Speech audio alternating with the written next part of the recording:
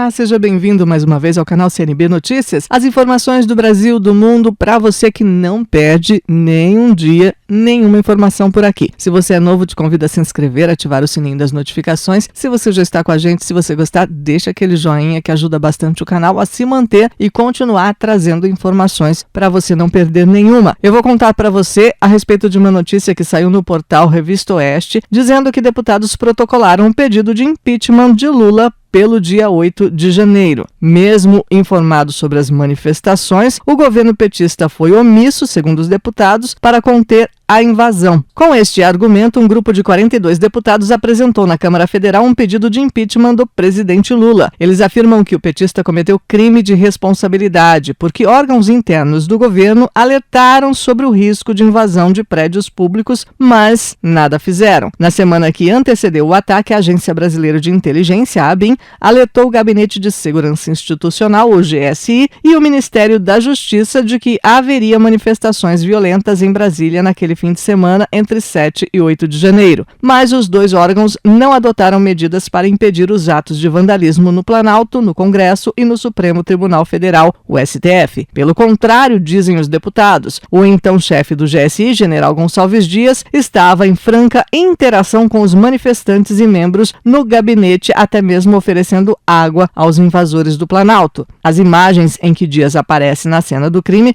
somente foram reveladas em 19 de abril, depois de que a CNN conseguiu as gravações feitas pelo sistema interno de câmeras do Planalto. Essas imagens estavam sob sigilo decretado pelo próprio GSI. Depois do vazamento das imagens, Gonçalves Dias exonerou-se do cargo. No pedido de impeachment, os deputados escreveram o seguinte, abre aspas, mesmo ciente dos alertas da ABIN, não foi realizado qualquer reforço no esquema de segurança do Palácio do Planalto por parte do governo federal, deixando-o vulnerável à invasão. A falha na prevenção de tais atos, mesmo com antecedentes alertas, é inaceitável em um Estado de Direito e configura grave omissão do presidente da República em garantir a segurança e a ordem pública no país. Fecha aspas. Os parlamentares afirmam ainda que Lula violou a Lei 1079 de 1950, que trata dos crimes de responsabilidade e do processo de julgamento para a perda do cargo. O artigo 8º estabelece como crimes de responsabilidade e, portanto, suscetíveis de impeachment, os crimes contra a segurança interna do país. Entre as condutas que configuram esses crimes estão praticar ou concorrer para que se perpetre qualquer dos crimes contra a segurança interna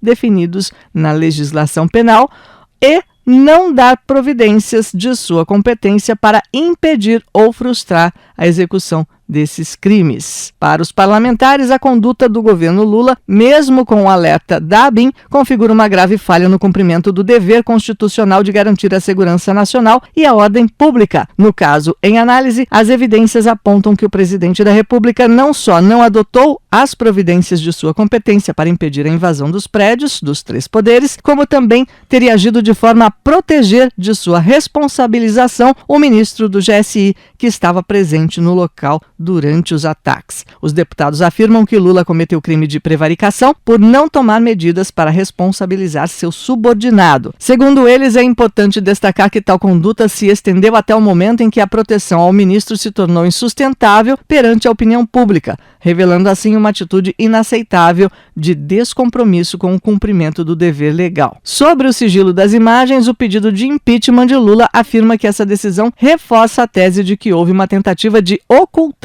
a responsabilidade dos envolvidos nos fatos. A outra informação que eu tenho também vem do portal Revista Oeste e diz que deputados querem revogar o decreto de Lula, que voltou a exigir visto de 4 países. 10 deputados tentam sustar o decreto 11.515 de 2023 do presidente Lula, que voltou a exigir o visto de turistas dos Estados Unidos, Canadá, Austrália e Japão. O petista revogou uma medida do ex-presidente Jair Bolsonaro de 2019 que isentava de maneira unilateral visitantes destes países de apresentar o visto para permanência por até 90 dias no nosso país. Encabeçado por Marcel Van Hatten, do Partido Novo do Rio Grande do Sul, o projeto do Decreto Legislativo, o PDL, afirma que o decreto de Lula coloca em risco o emprego e a renda de milhões de brasileiros que vivem diretamente ou indiretamente do turismo no Brasil. Os deputados afirmam a justificativa do governo a afronta ao princípio da reciprocidade, já que esses 4 países exigem visto de viajantes brasileiros, e diz que este princípio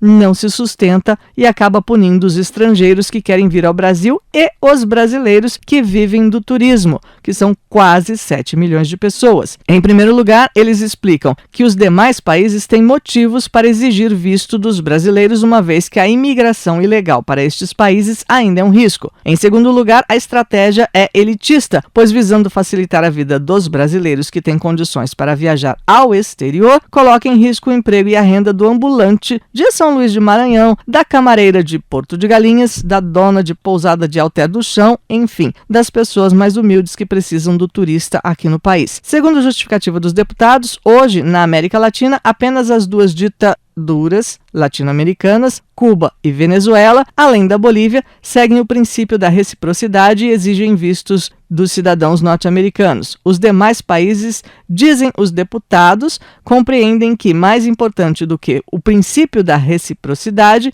é a defesa do emprego, da renda e do bem-estar de seus cidadãos. Qual o impacto da volta da exigência do visto, segundo eles? Isso custaria cerca de $160 aos norte-americanos, afugentaria os turistas dos Estados Unidos que preferem visitar outros países latino-americanos e, segundo o deputado, se queremos mais estrangeiros gastando dinheiro no Brasil e gerando renda, devemos, portanto, tornar tudo mais fácil e simples possível para que eles escolham o Brasil como destino. Segundo o requerimento, muitos turistas visitam o lado argentino das Cataratas do Iguaçu em vez de ir à Foz do Iguaçu, já que a Argentina não exige visto norte-americano. Os parlamentares criticam ainda o argumento de que o fim da exigência de visto desde 2019 não gerou aumento de visitantes como se esperava. É preciso lembrar, dizem eles, que com a pandemia as viagens internacionais ficaram suspensas por mais de um ano e neste contexto é óbvio que o ingresso de turistas no Brasil não poderia aumentar como previsto.